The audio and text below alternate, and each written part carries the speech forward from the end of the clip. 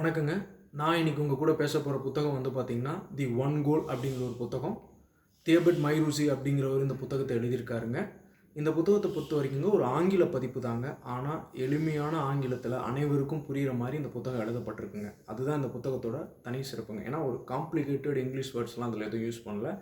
எளிமையான ஆங்கில வார்த்தைகள் தான் பயன்படுத்தி இந்த புத்தகம் எழுதப்பட்டிருக்கு.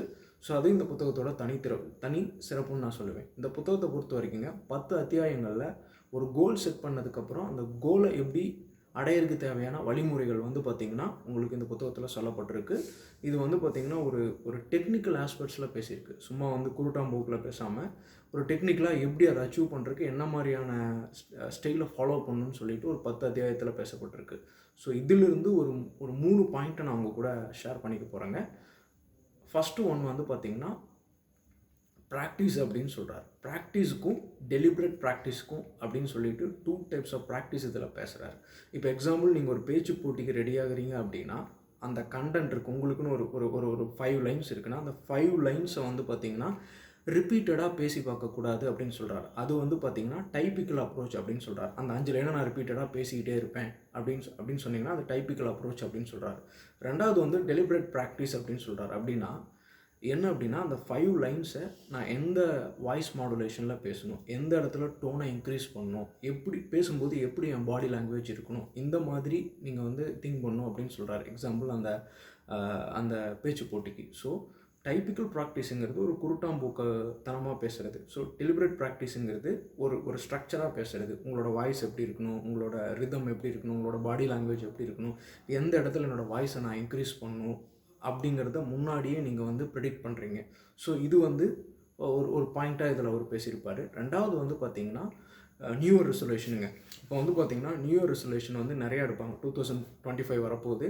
நியூ இயர் ரெசல்யூஷன் எடுப்பாங்க. பட் ஆனால் அவங்களால ஃபாலோ பண்ண முடியாது. ஏன் அப்படின்னா ஒரே நேரத்தில் மல்டி டாஸ்க்கு கொடுத்தீங்கன்னா டெஃபினட்டாக அவங்க மூளை ஃபாலோ பண்ணாதுங்க.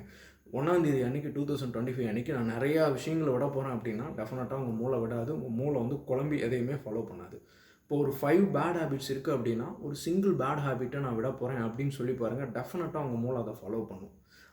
கண்டிப்பாக. ஏன்னா 5 பேட் ஹேபிட்ஸ் இருக்கும்போது மூளை டெஃபினட்டாக குழம்பிடும். ஸோ மூளையை பொறுத்த வரைக்கும் ஒரே நேரத்தில் ஒரு டாஸ்க்கு கொடுத்தீங்க அப்படின்னா அதை ஃபாலோ பண்ணும். மல்டி டாஸ்க் கொடுத்தீங்கன்னா ஃபாலோ பண்ணாது. இந்த டைம் நீங்கள் நியூ இயர் ரெசல்யூஷன் எடுக்கும்போது ஏதாவது ஒரு பேட் ஹேபிட் 1 ஆர் 2, 3 இருந்துச்சுன்னா அதில் பேட் ஹேபிட்டை நான் வந்து விட போகிறேன் அப்படின்னு சொல்லிட்டு மூளைக்கு சொல்லுங்கள்.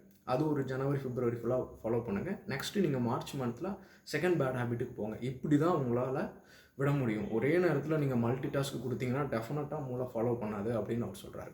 3வது விஷயம் வந்து பார்த்திங்கன்னா உங்கள் மைண்ட் செட் ப்ரிப்பரேஷன் அப்படின்னு சொல்கிறார். ஒஸ்ட்டு சுச்சுவேஷனுக்கும் நான் ரெடி ஆகணும். என்னோடய கோல் செட் பண்ணி அதில் நான் ட்ராவல் பண்ணிகிட்டு இருக்கும்போது ஒரு இடத்துல அந்த விஷயம் நடக்கலை அப்படின்னா நான் எப்படி ரியாக்ட் பண்ணுவேன்னு சொல்லிவிட்டு நீங்கள் முன்னாடியே நீங்கள் ரெடி ஆகிக்கிறீங்க. So that is master your mind set அப்படின்னு பேசுகிறார். மைண்ட் செட் ப்ரிப்பரேஷன் சொல்கிறார்.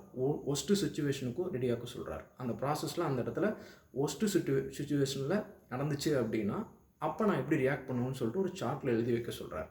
அப்போ நீங்கள் மென்டலாக முன்னாடியே ப்ரிப்பேர் ஆகிக்கிறீங்க. எக்ஸாம்பிள் அவர் என்ன சொல்கிறார் அப்படின்னா அவரோட லைஃப்லேருந்தே சொல்கிறார். ஒரு புக்கு நான் சிஸ்டமில் எழுதிட்டு இருக்கேன். அப்படி சிஸ்டமில் நான் எழுதும்போது 80% எழுதிட்டேன். திடீர்னு அந்த சிஸ்டம் கரெக்ட் ஆகிடுச்சு அப்படின்னா 6 மாதம் நான் எழுதிட்டேன். அந்த 6வது மாதம் லாஸ்ட்டு மாதத்தில் அந்த விஷயம் நடக்கும்போது அந்த டைமில் நான் எப்படி ரியாக்ட் பண்ணணும்னு முன்னாடியே ப்ரெடிக்ட் பண்ண சொல்கிறார். அப்போ திரும்ப நான் ஸ்க்ராட்ச்லேருந்து எப்படி ஸ்டார்ட் பண்ணணும்னு சொல்கிறார். ஸோ இந்த மாதிரி நிறையா நல்ல விஷயங்கள் வந்து இந்த புத்தகத்தில் பேசப்பட்டிருக்குங்க. ஸோ எளிமையான ஆங்கிலத்தில் பேசப்பட்டிருக்கு. அது ரொம்ப இந்த புத்தகத்தோட தனி சிறப்புன்னு நான் சொல்லுவேன்.